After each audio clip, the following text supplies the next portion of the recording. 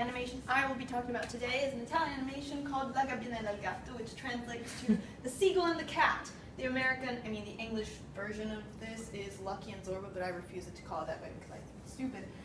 Anyways, it's a movie that came out in 1998. It's the most famous Italian animated movie. The director and writer is Enzo Dell'Otto, which is the most famous animator in Italy, and it even won 2 awards. So it is based off, it's not an original story, it's based off a book by an author from Chile called Luis Sepulveda. It's a book we even get to read in elementary school, and basically what it talks about, drew the egg, you can't see the egg, is about this seagull, this young seagull who gets trapped in a patch of oil, manages to escape, lands next to this big fat cat called Zorba, and she's pregnant and dying, and she asks the cat to keep 3 promises. So the first one is, don't eat the egg. The second is, take care of the egg, after it hatches, so the chick. And the third, teach it how to fly. So the cat keeps 3 promises, and when the seagull is born, they name the seagull, which is a she seagull, Fortunata, which means lucky. They treat her as a cat, so the seagull grows up thinking that it is a cat, and then there's this tragical part of the movie where it realizes it is not a cat, so it escapes, and it gets caught by the rats. They manage to free Fortunata, and then with the help of a little human girl, they teach her how to fly. So what I noticed about the animation and stuff is that since it's aimed towards children, obviously, so everything is done in watercolors, all the scenography and stuff, and throughout the whole film there's a strong element of children's drawing because the film came from a rhyme told by a poet to his daughter and from the child's imagination, and that's like the starting sequence of the movie. Also, there are 3 special animations throughout the film, and they're done really, really well, and they're done as you see if a child drew them. And the first one is at the beginning, the opening sequence.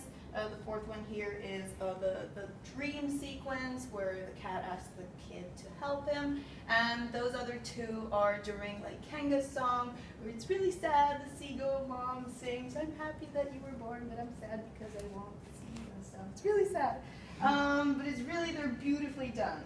And then about special effects, Enzo Dell'Otto does not like special effects, but they used some, in these 2 sequences, to overcome difficult animation obstacles and stuff. So there's this big crane thing, I didn't really like that, and then the boat at the beginning, which crashes into the bigger boat and spills the oil. That was done well, I think.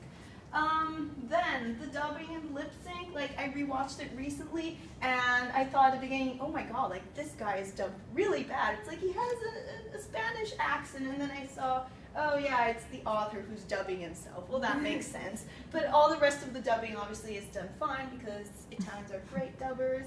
And the lip sync though, you hear the talking, but it's just ba ba ba ba ba. I mean, they try to make it, the lip syncing isn't done well. I mean, it's not even done and stuff. But apart from that, everything else is fine. So about the characters, so the cats are cats. They don't have glasses, hats. They don't use hands, their paws as hands. So they're, just cats. They're made credible and stuff. And also, there is not one main character. I mean, you could say, Zorba is the main character, but the movie is about a community of cats because Enzo Dell'Otto does not like heroes, or, for him, heroism is about, being aware of, your own mistakes and, creating a personality of yourself, with the help of others. So it's basically community of cats. And there are humans, but they work in the movie, but they work in the terms of the cat world, it would be, feline reality and stuff. So Zorba's owner is the food machine, basically, and that's it.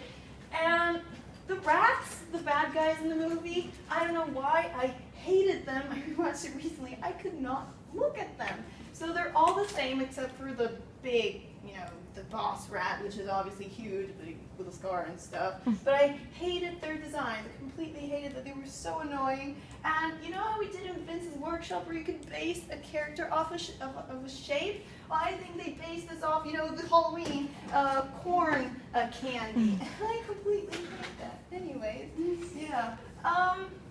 But the message of the movie is basically like we love you and we love you even more because you're different. So it's, you know, overcoming the obvious differences between, you know, each other and and realizing the beauty of those differences, you know, giving value to those differences. It was a very nice message. And it was made, so the director is Into the Law, but it was made by the studio in Italy called Lanterna Magica, probably the most famous animation studio in Italy.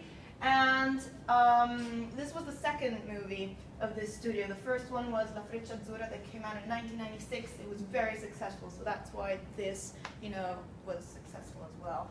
And they did other movies, so this one is La Freccia Azzurra, The Blue Arrow in 96.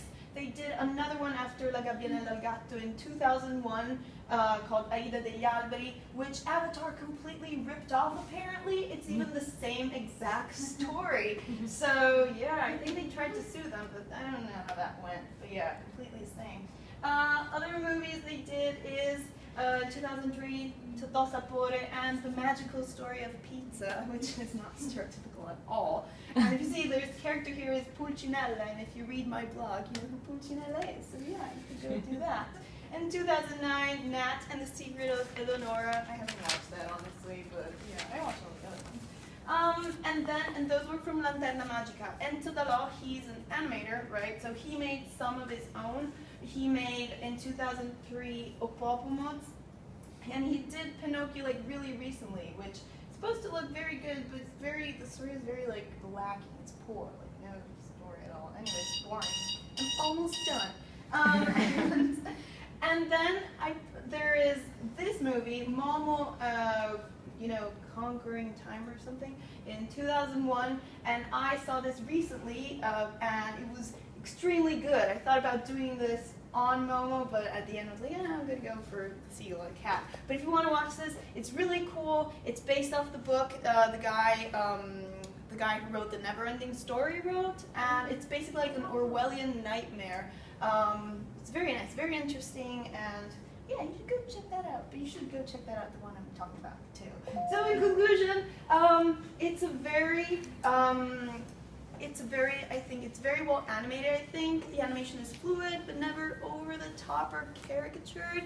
And the message is really good. It gives you that warm, you know, fuzzy feeling inside. So you should totally go watch that movie.